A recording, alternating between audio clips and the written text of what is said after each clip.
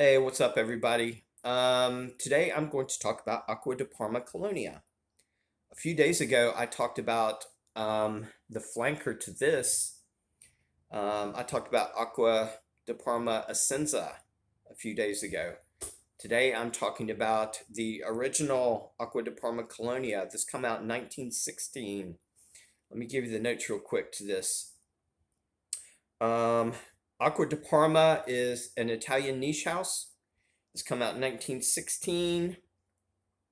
Top notes is Italian lemon, sweet orange, Calabrian bergamot. Um, the heart notes is lavender, Bulgarian rose, verbena, rosemary. Base notes is vetiver, sandalwood, patchouli. Now, what is this fragrance about? This fragrance is about citruses. That's what this is to me. This is a citrus dominant, citrus based fragrance. The three main things that I get from this fragrance is the citruses, especially the Italian lemon. I get a lot of the Italian lemon in here. Um, Rosemary, I get a lot of rosemary, and then in the mid, that beautiful sweet rose comes in. So those are the three main things that I get is the citruses, rosemary, and Bulgarian rose. But this is a little bit different than some of the other citrus dominant fragrances out there. A lot of those fragrances are the citrus is very sharp and very bright. This citrus in this is a little bit different. The citrus in this is it is very dominant, but it's more of a sophisticated citrus. It's not quite as sharp. It's a little bit more mature. It's a little bit more polished. So that's the difference in this. But this is very natural to me. It's very organic. It smells beautiful.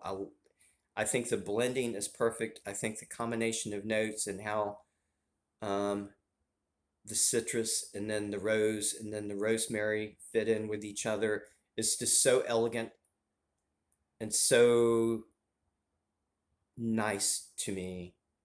It's a lot different than a lot of the other citrus fragrances. This is more of a more elegant citrus based fragrance. It has a little bit more going on.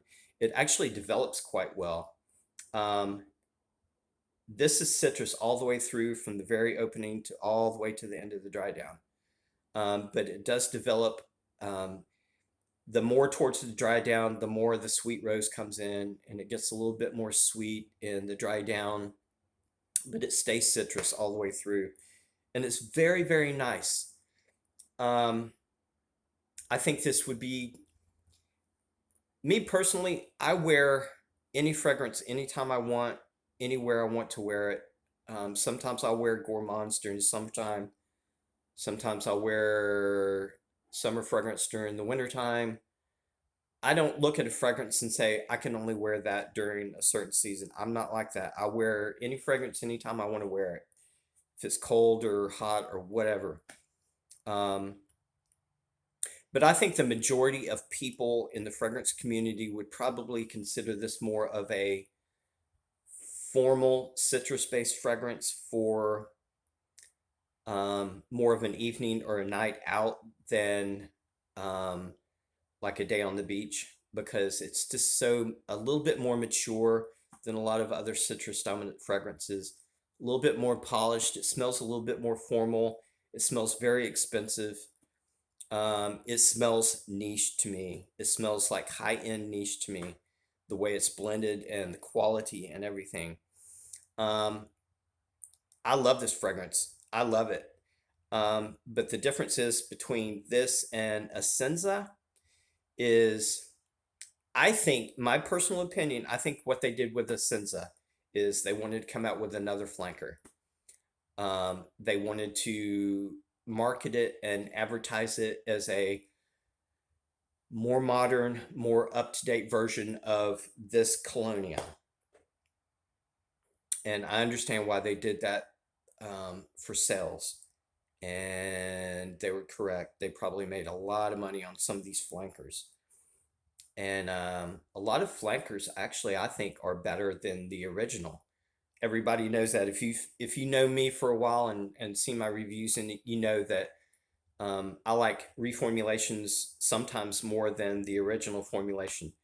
Not in this case. I think this is by far superior to Essenza in every way. I think this is a lot more natural. It's simple, even though it develops really well. This is more organic to me. I like everything about this, the blending and everything about this. I love Essenza. I think when they marketed it as a modern version of this, um, I know why they did it, but I don't see that. I don't think Essenza smells any more modern than this. Um, I think this is more of a timeless fragrance. It doesn't smell like it's from any certain time period to me. Now, I know a lot of other fragrances do. I can usually spot a fragrance that was made in like this late 70s and 80s. Those have like a certain DNA, but as far as this one, this is timeless. This doesn't have a time period stamped to it. And I think it's just because it is so natural and it's so simple but complex at the same time. It's so well made.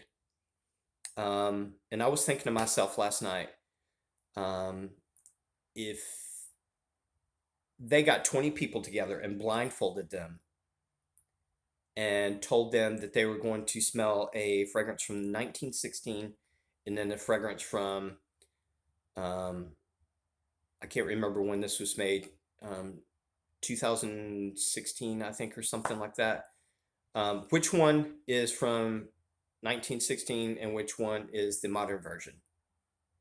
I doubt very seriously that anybody would say, I doubt anybody would smell Essenza and say, okay, this is the modern version of this. I don't think they would be able to do that. Sometimes I think it gets in people's heads because of the advertising and the way it is put out.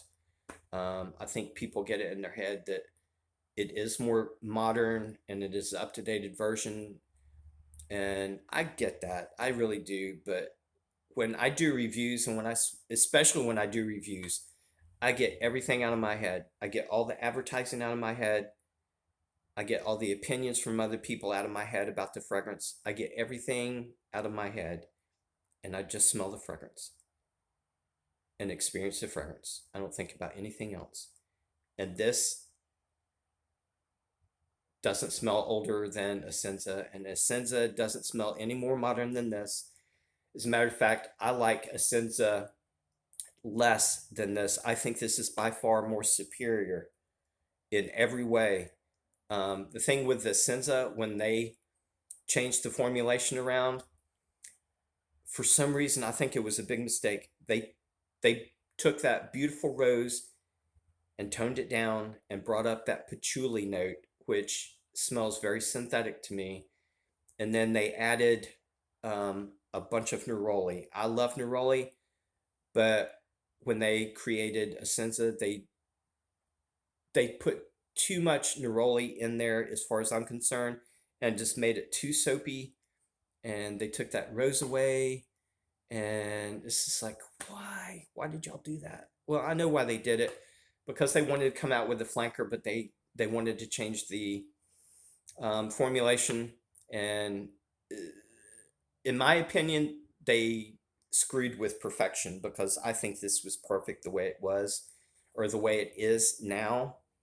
So they took a perfect fragrance and changed it all around and got rid of some of the most beautiful parts and added synthetics and stuff like that.